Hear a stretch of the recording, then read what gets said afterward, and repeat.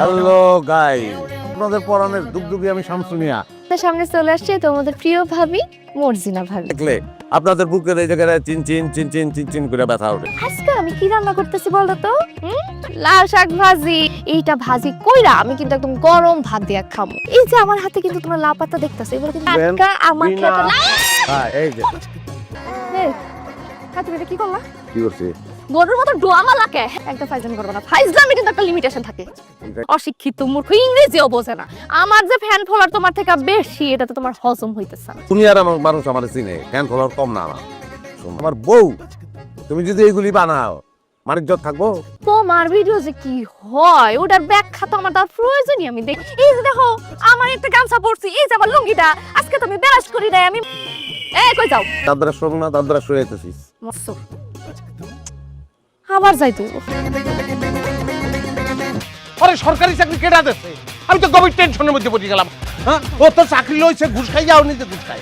তোর খাইতে হবে এগুলো, এই শাকসবজি, টমাটো, এই পুঁটি মাছ লাগলে কাঁচা খাবি, কিন্তু তোর খাওয়ার দরকার আছে। দুলাভাই কই যান? ঘাসগুলো নিয়ে যান, এই ঘাসগুলো কে খাবে? কাঁচি খাবো। কি করতে?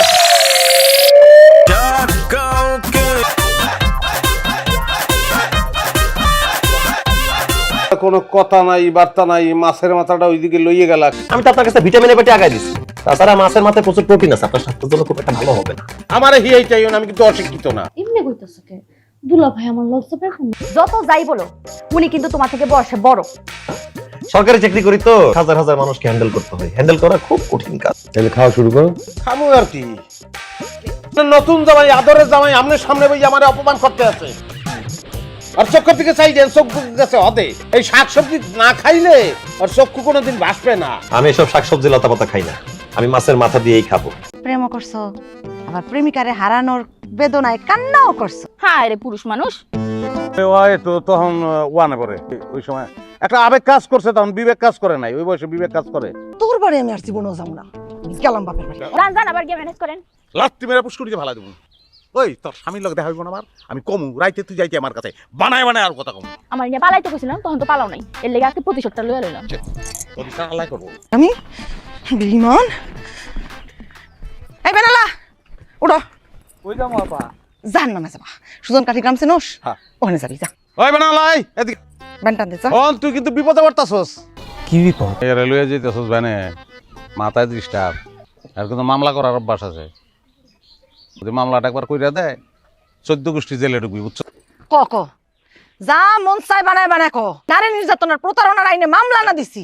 হইল নে প্রমাণ হন, খবর কিন্তু খারাপ হয়ে যাবে। 14 গোষ্ঠী কিন্তু আসলেই জেলে যাবি। কাজ করে আর ফালাই দিয়া ভ্যান লইয়া দৌড় দিবি, যা।